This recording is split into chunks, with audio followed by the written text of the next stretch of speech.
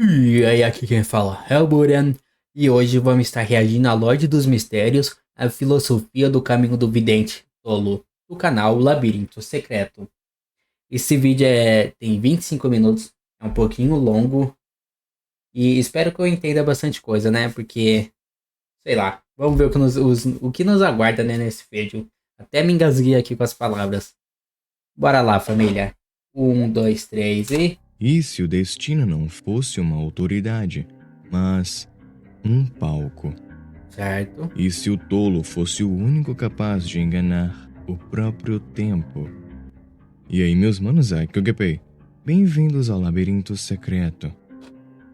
Hoje você vai entender passo a passo, não apenas o que é o caminho do tolo, mas Passo a por que passo, hein? essa é uma das trajetórias mais profundas já escritas sobre identidade, destino e enganação existencial.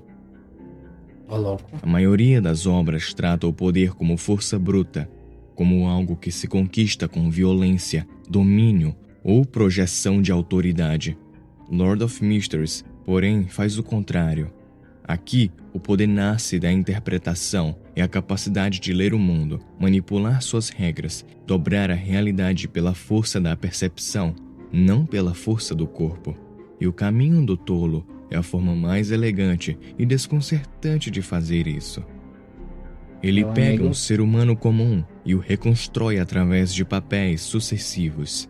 Primeiro, interpretar, depois fingir, depois iludir, manipular, reescrever e, no fim, transcender até aquilo que chamamos de destino. É uma jornada em que a identidade se desfaz, se multiplica e renasce sob outras máscaras. Já adianto que esse vídeo vai conter leves spoilers de Lord of Mysteries. Se você quiser mais vídeos destrinchando Lord of Mysteries nesse nível, já deixa o like agora. Bora de spoiler, já tô acostumado. Prefiro viver na escuridão do que na luz que me cega. Boa frase, tá?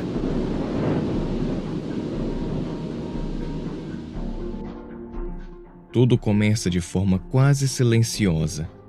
Antes de máscaras, ilusões, fios espirituais ou manipulação, existe apenas um ser humano comum, olhando para um abismo que ele não entende. O vidente é o primeiro passo do caminho do tolo, e ao mesmo tempo o mais humano de todos. Aqui não existe grandiosidade, não existe controle, não existe glória. Só existe a tentativa de compreender um destino que não se explica. Eu era muito preconceituoso, entre aspas, por não ser um caminho de combate. Mas eu vi quão roubado é essa sequência no anime, mano. A sequência 9 ajuda muito a resolver as coisas demais. O vidente encara símbolos, cartas, presságios e pequenas rachaduras no tecido da realidade, com a humildade de quem sabe que não tem poder algum.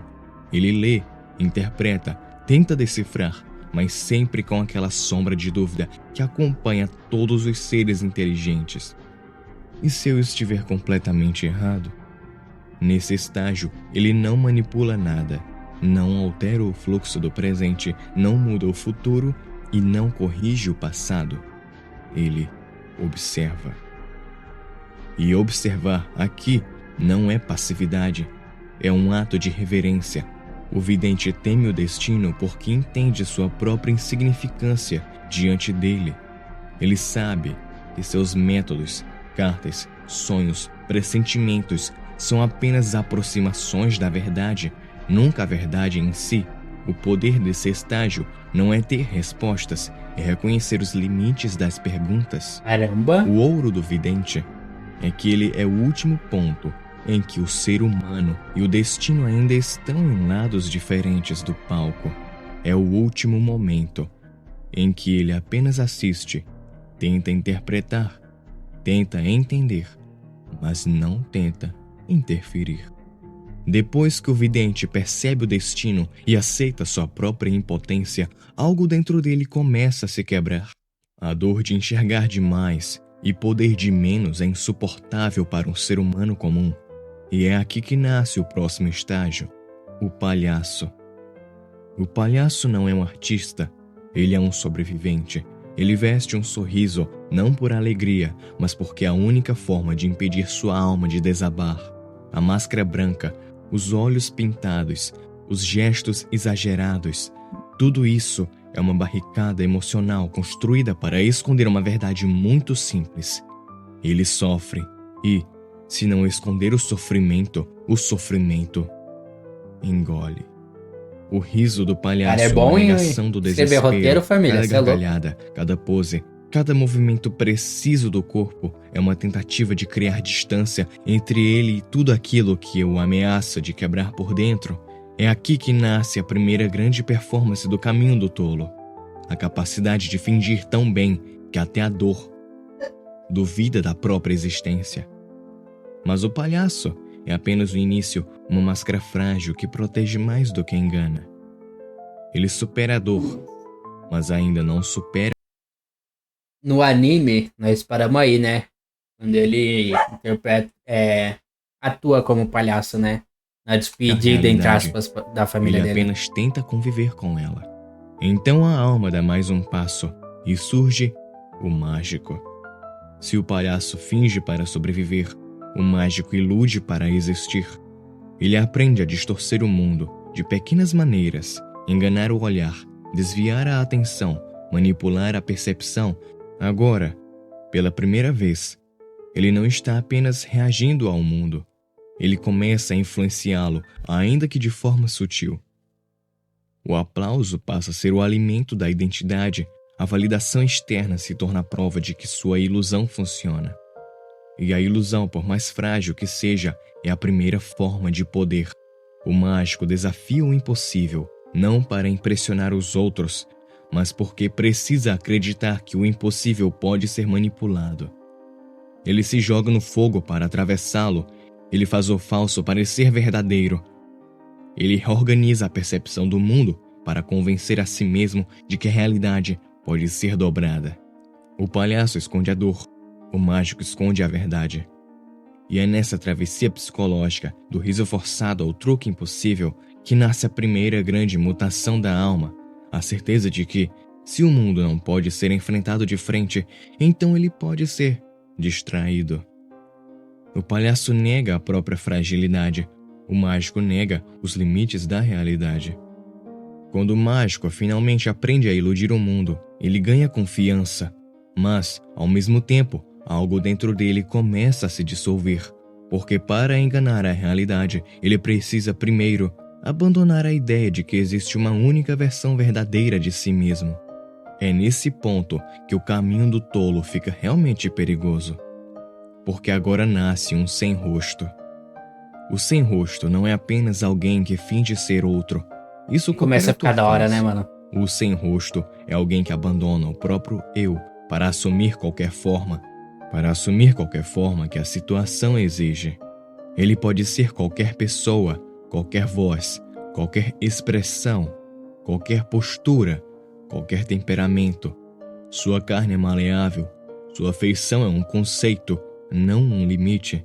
Ele molda o rosto como quem molda um pensamento, rápido, preciso, funcional. Mas há um detalhe terrível nisso. Uau. Ele só consegue ser todos esses outros porque já não sabe mais quem é ele mesmo. Nossa. A filosofia desse momento é cruel, mas inevitável. Ser muitas pessoas é a prova final de que você não é nenhuma. O palhaço escondia a dor através de um sorriso, o mágico escondia a verdade através da ilusão. Mas o sem-rosto dá um passo muito mais profundo. Ele esconde a si próprio atrás de possibilidades infinitas. Aqui a identidade deixa de ser uma construção emocional ou social, ela se torna um fardo e, portanto, precisa ser descartada. O sem-rosto é a primeira ruptura ontológica do caminho do tolo. É sobre não pertencer a lado nenhum. Não é mais sobre interpretar nem sobre fingir. É sobre não pertencer a lado nenhum. Ele caminha por cenários alheios, sem carregar consigo qualquer essência. Ele observa, se infiltra, substitui, se adapta, mas no final, quando o silêncio vem, não há ninguém ali, nenhum nome, nenhuma história, nenhuma verdade pessoal. A identidade que antes era fragmentada, agora é simplesmente... Cara, isso é muito da hora de se, poder ser qualquer um, mas é muito triste, né, mano? Tipo, ser todos, mas não ser ninguém ao mesmo tempo. É louco. abandonada. É como se o sem rosto dissesse para o mundo: se eu posso ser tudo, então eu não sou nada. E essa é a marca desse estágio. A alma perde a âncora, a existência se torna maleável, a vida se torna um disfarce constante. Depois daqui, não existe mais volta. O indivíduo foi destruído e o que continua subindo pela trilha é algo completamente novo. Depois que o sem-rosto abandona a própria identidade, algo estranho acontece. Ele percebe que se pode ser qualquer pessoa, então pode entrar em qualquer vida, ocupar qualquer espaço, mover qualquer peça sem ser percebido. E é assim que nasce o marionetista. Nesse estágio, ele não atua mais. Calma aí, família, um Ele minutinho. controla. Ah, bora lá, família, eu voltei. Os fios espirituais aparecem como extensões invisíveis de sua vontade, linhas que atravessam o ar, conectam-se às outras existências e transformam seres humanos em instrumentos, não mais em espectadores. Antes ele dependia da atenção alheia para validar sua própria performance. Agora, ele puxa as cordas em silêncio, oculto por entre os cenários da realidade. E quanto mais ele manipula, mais isolado ele se torna. O marionetista não conversa, ele não convence, ele não argumenta, ele simplesmente invade a vontade alheia com delicadeza fria de um cirurgião, preciso, silencioso, impessoal. O palco que antes era compartilhado com o público agora está vazio. O riso, o aplauso, a validação, tudo desaparece. Só resta o movimento mecânico das marionetes dançando ao ritmo de sua mente. E é aqui que a solidão nasce pela primeira vez, de maneira absoluta, porque controlar seres humanos não é tê-los por perto, é transformá-los em sombras, e sombras não fazem companhia, mas o caminho do tolo nunca para. Ele sempre exige mais. Ele controla as pessoas. Ele consegue, tipo, controlar um Beyonder e fazer esse Beyonder usar o poder do caminho que esse Beyonder tem? Ou ele consegue fazer, tipo, a pessoa usar poderes do caminho dele? Um exemplo, tipo, vidência ou trocar de rosto, sabe? Coisa do tipo. E a alma, distorcida pelo uso constante dos fios espirituais, começa a se transformar em algo ainda mais estranho. O feiticeiro bizarro. Feiticeiro bizarro, é da hora esse controla nome. os outros, o bizarro distorce o mundo. A lógica começa a falhar ao seu redor. A fronteira entre possível e absurdo perdem o significado. A realidade se dobra como se fosse feita de carne mole. Maleável, instável, o feiticeiro bizarro é aquele que olha para o tecido do mundo e diz: e se as regras forem apenas sugestões? É um estágio profundamente surreal. O corpo dele se retorce, a mente se expande e o mundo reage ao seu toque como se estivesse sendo observado por uma criatura que não pertence inteiramente à existência humana. A filosofia aqui é brutal. Quanto mais ele controla, menos ele existe. O vidente virou palhaço, o palhaço virou mágico, o mágico virou sem rosto, o sem rosto virou marionetista e agora o marionetista se transforma numa anomalia viva, o bizarro, algo que manipula tudo ao redor, mas perde qualquer noção de si mesmo no processo. A plateia desapareceu, o público virou marionete e a realidade virou o palco. Um palco que só existe enquanto ele manipula. Um palco que só é coerente enquanto ele deseja. Um palco onde cada movimento define as regras. E cada regra é uma ilusão. A partir desse ponto, a alma não está mais se fragmentando. Ela está se tornando irreconhecível. Ela está se tornando irreconhecível. Depois que o feiticeiro bizarro dobra o mundo, como se fosse uma extensão de sua vontade, há um momento de ruptura silenciosa. Não com a realidade, mas com o tempo. É aqui que nasce uma das transformações mais estranhas e profundas do caminho do tolo. O erudito de outrora. Nesse estágio, ele deixa de existir apenas no presente, ele se espalha pela história. Ele lê, interpreta, domina os relatos do passado, não como alguém que estuda, mas como alguém que os revive. A linha do tempo deixa de ser uma estrada e se torna um espelho fragmentado. Cada espelho reflete uma vida possível, uma identidade adormecida, uma versão esquecida de si mesmo. Reflete uma... Calma aí. Deixa de ser uma estrada e se torna um espelho fragmentado. Cada espelho reflete uma vida possível.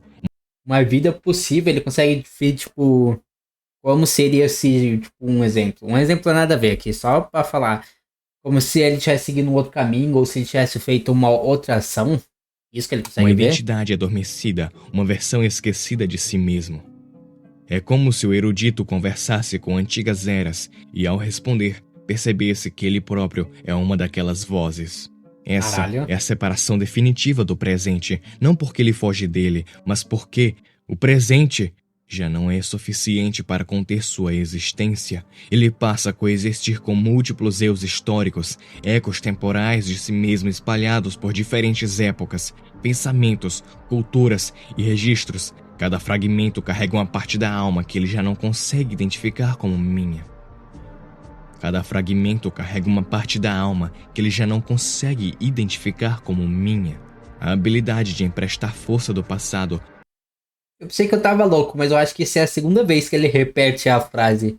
Ou eu tô louco mesmo? Simboliza exatamente essa metamorfose. Ele não é um poder, é uma forma de identidade distribuída. Ele se estende pelas páginas da história e se alimenta delas, como se sua alma tivesse se dividido em 1000 versões e todas estivessem vivendo simultaneamente.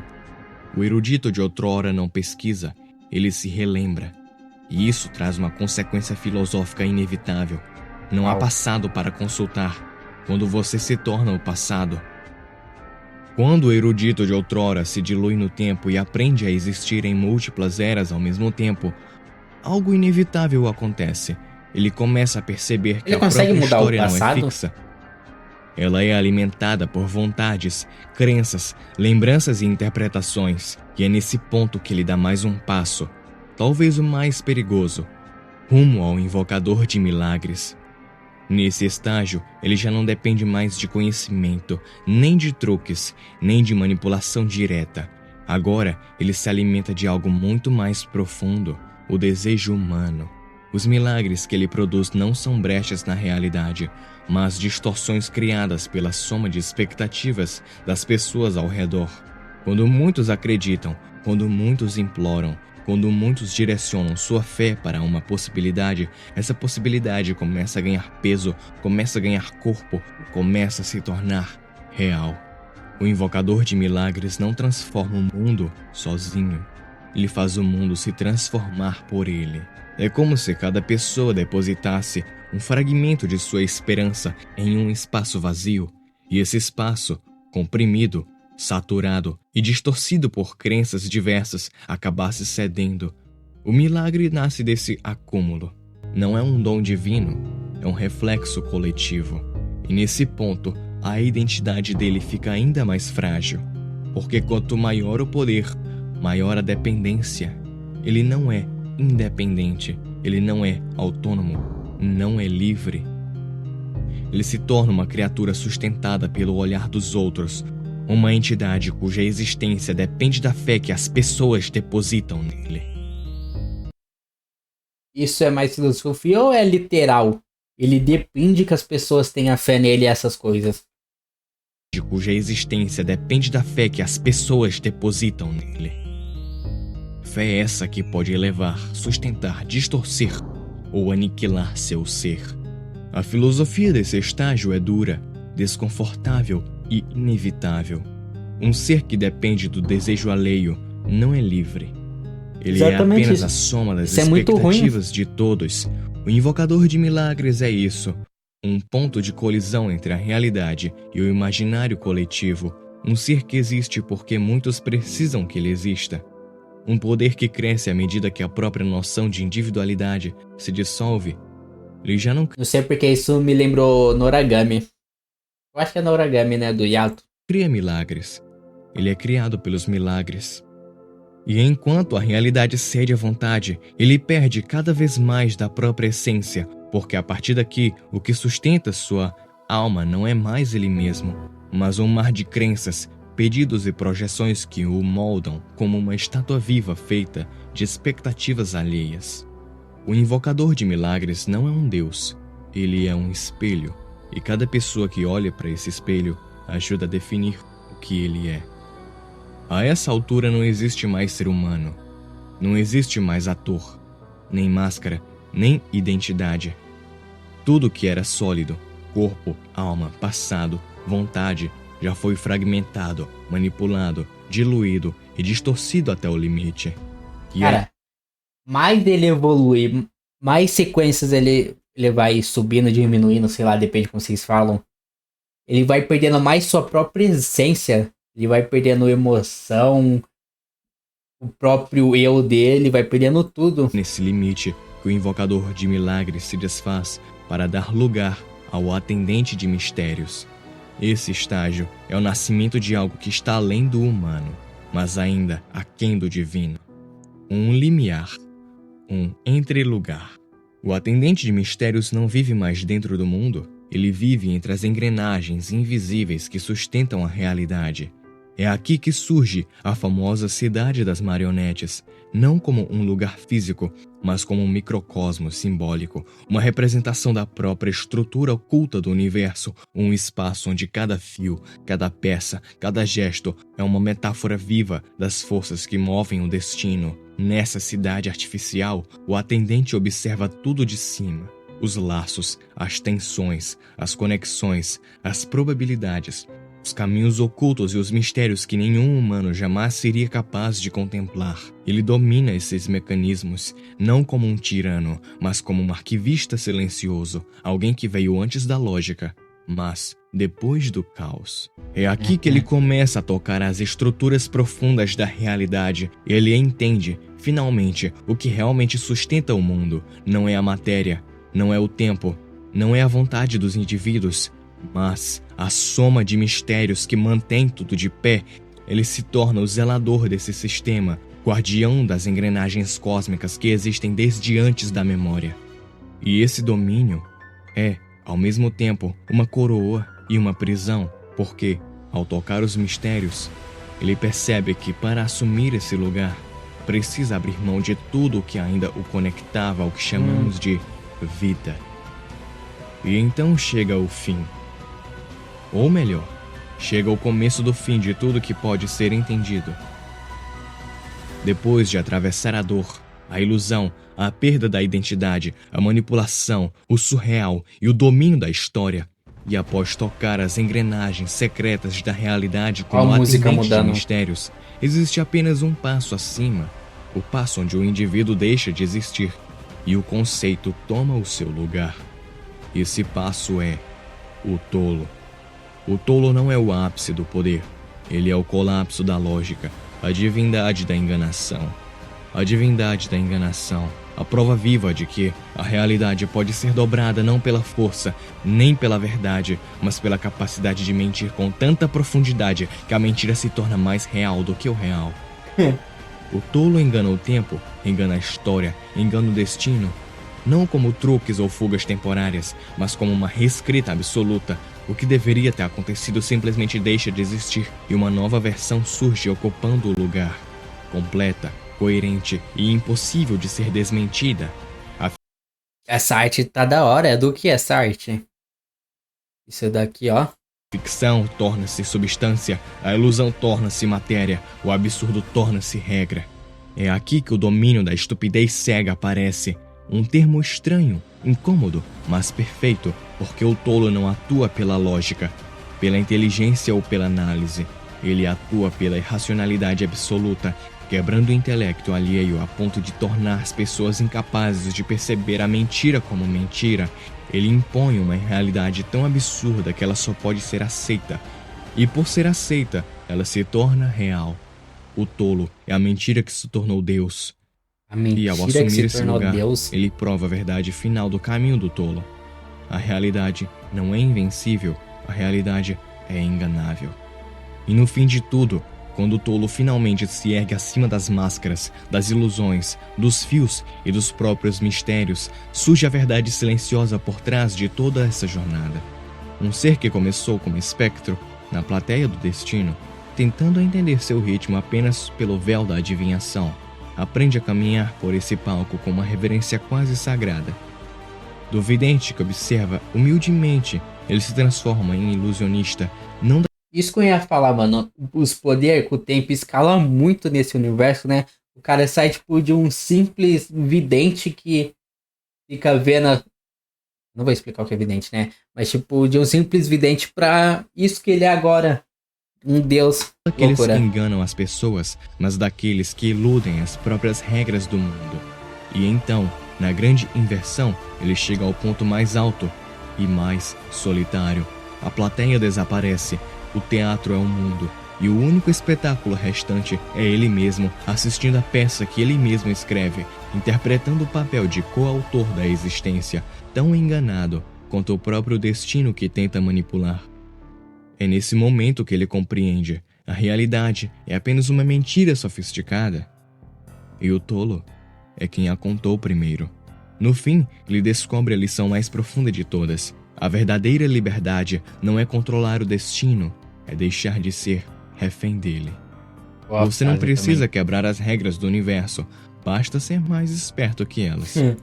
A maior sabedoria não é dominar o palco ou controlar a plateia, mas perceber que o único espectador que realmente importa é você mesmo. E que às vezes, enganar a si mesmo é uma forma suave de ser mais livre. O caminho do tolo nunca foi sobre poder, foi sobre provar que o universo é enganável. Depois de percorrer cada sequência, uma verdade se impõe. O tolo não derrotou o destino, ele o enganou. E na existência, às vezes isso é tudo o que precisamos. Se quiser que eu destrinche outros caminhos de Beyonder, deixe o like, comente aqui qual caminho devo explorar a seguir. E nos vemos no próximo vídeo. Meu amigo. Mano, a voz desse cara é muito boa pra esse tipo de vídeo. E ele escreveu muito bem esse roteiro, cara. As frases que ele colocou é impactante, ficou muito boa. E esse vídeo é muito QI alto, né? Tem que ser muito esperto, mano. Esse é louco. Tem umas coisas que eu entendi, outras coisas que não. Mas os outros caminhos, a filosofia é tão boa quanto essa? Ou vocês acham que essa é uma das melhores? Porque é muito interessante isso, né? Eu queria ver o do visionário, do erro, essas coisas, mano. Será que ele tem no canal dele mais? Eu acho que não, né?